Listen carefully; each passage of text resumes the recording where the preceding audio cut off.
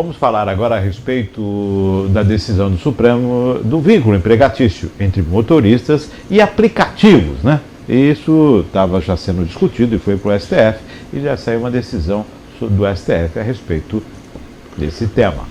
Vamos às informações. STF nega vínculo trabalhista entre motoristas e empresas de aplicativo. A primeira turma do Supremo Tribunal Federal decidiu ontem que não havia vínculo de emprego entre motoristas de aplicativo e as empresas que operam as plataformas. O entendimento vale para todas as plataformas. O colegiado julgou uma decisão da Justiça do Trabalho de Minas Gerais, que reconheceu o vínculo de emprego entre o motorista e a plataforma Cabify. Em seu voto, o relator do processo, o ministro Alexandre de Moraes, afirmou que a Justiça Trabalhista tem descumprido reiteradamente precedentes do plenário do Supremo sobre a inexistência de relação de emprego entre empresas de aplicativo e os motoristas. Para o ministro, a Constituição admite outras relações de trabalho. Aquele que faz parte da Cabify, ou da Uber, ou da iFood, ele tem a liberdade de aceitar corridas que quer. Ele tem a liberdade de fazer o seu horário e tem a liberdade de ter outros vínculos, justificou. O voto de Moraes foi seguido pelos ministros Cristiano Zanin, Luiz Fux e Carmen Lúcia. Apesar de não reconhecer o vínculo de emprego, Carmen Lúcia demonstrou preocupação com o futuro dos trabalhadores e a falta de regulamentação de direitos. Nós procuramos com esse modelo, o que não significa adotar um modelo de legislação trabalhista como se fosse uma forma de resolver. Não tenho dúvida que, em 20 anos ou menos, teremos um gravíssimo problema social e previdenciário. As pessoas que ficam nesse sistema de uberização não têm seus direitos sociais garantidos na Constituição por ausência de serem suportados por uma legislação, afirmou.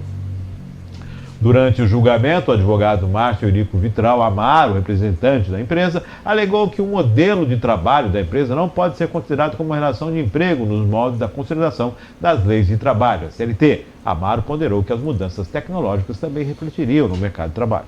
Aqueles conceitos clássicos de relação de emprego não se aplicam a essas novas formas de trabalho humano. Essas formas não cabem nos limitadíssimos marcos e limites da CLT, afirmou. Bom, não reconheceu, criou jurisprudência agora, então tecnicamente nenhum processo como esse vai ter sobrevida. Ponto.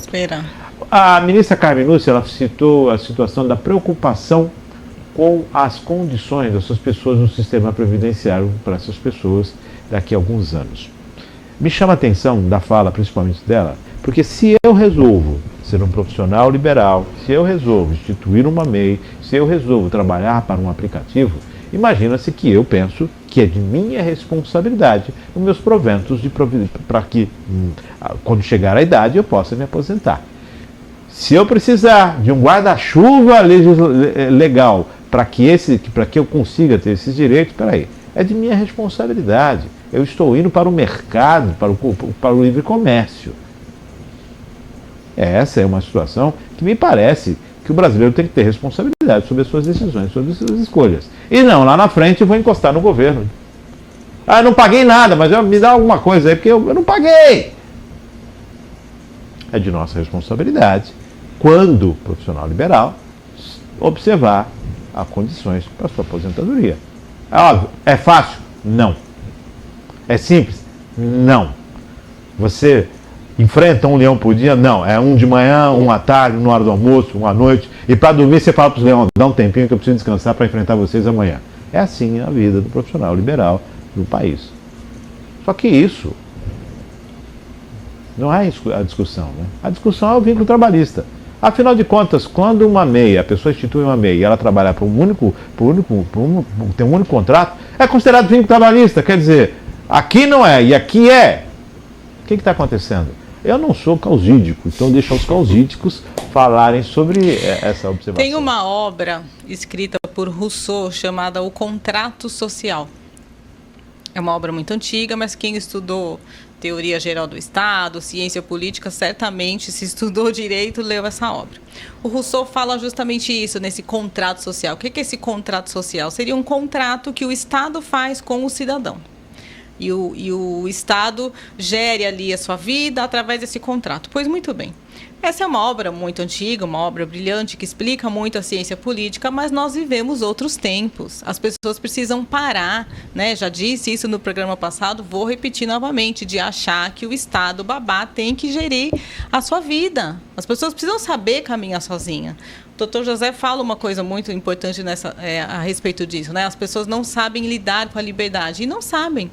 Eu vou trazer aqui para vocês quantos dias de férias um trabalhador tem na China. 3 dias de férias. E vou trazer o número que os trabalhadores têm nos Estados Unidos. 0. Zero. Você é quem convenciona os dias que você vai tirar ali com a empresa. Não tem CLT, não tem nada dessas coisas que tem aqui. Fundo de garantia para o governo usar o seu dinheiro.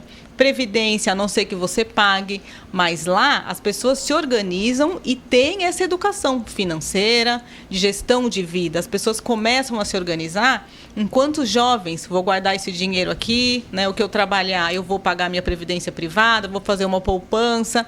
É assim que funciona, até prova em contrário. É um país muito próspero e todo mundo quer trabalhar lá nos Estados Unidos malvadão, né? Onde não tem a CLT.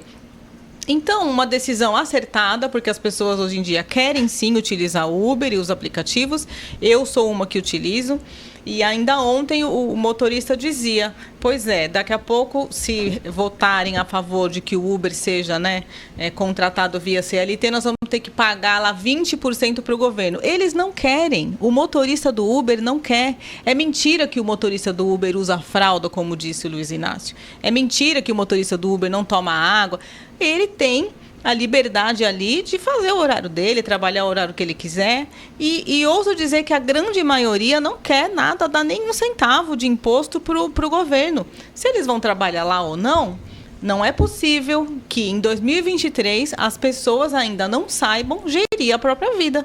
Como bem disse o Márcio, se eu estou trabalhando aqui sem vínculo empregatício, eu é quem tenho que me organizar para uma previdência, uma emergência, né, fazer uma reserva e tudo mais.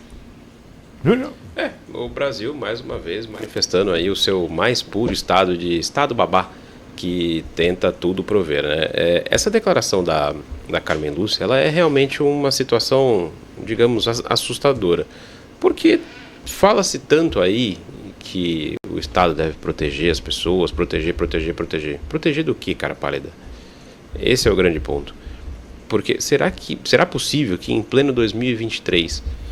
com tanta informação, com você ter informação na palma da sua mão, ao toque de um celular, você precisa realmente que o Estado te proteja de alguma coisa? Não. A questão é que quando você abandona esse sistema falido, que é a Previdência brasileira, você acaba não criando meios de sustentar isso. E talvez seja isso que tenha assustado a ilustre ministra Carmen Lúcia.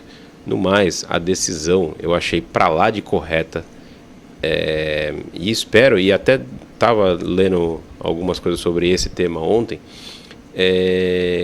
que os tribunais regionais do trabalho, eles apliquem de fato essa jurisprudência. Porque todos nós sabemos que o juiz ele tem direito ao livre convencimento, né? Também sabemos que hoje nós temos essa questão da súmula vinculante para muita coisa. Então já existe jurisprudência. Eu espero que o judiciário também pare de levantar esse tipo de lebre, né? Porque essa decisão ter chegado até a Suprema Corte, por si só já é absurda. Porque realmente não tem os mínimos requisitos sobre essa questão de vínculo trabalhista. E, curiosamente, a contrário senso daquilo que o governo desejava. Não foram poucas as declarações do governo federal aí, de ministro do Trabalho, o próprio Luiz Inácio, 9 dedos aí falando sobre essa questão do Uber, e que ele tinha como desejo que existisse esse vínculo trabalhista. Não teve e não vai ter. É lógico que no Brasil tudo é para sempre, mas só por enquanto. Mas, aparentemente, a coisa não vai se mudar e essa decisão vai se manter sobre a não aplicabilidade da CLT. O último ponto que eu faço sobre isso é que tanto se fala da CLT. A CLT é uma cópia fidedigna da Carta del Lavoro, do fascista Benito Mussolini. Por que que a esquerda defende tanto a CLT? Esse é um ponto que eu nunca vou entender na vida. Perguntas que nunca terão respostas, né? Pois é.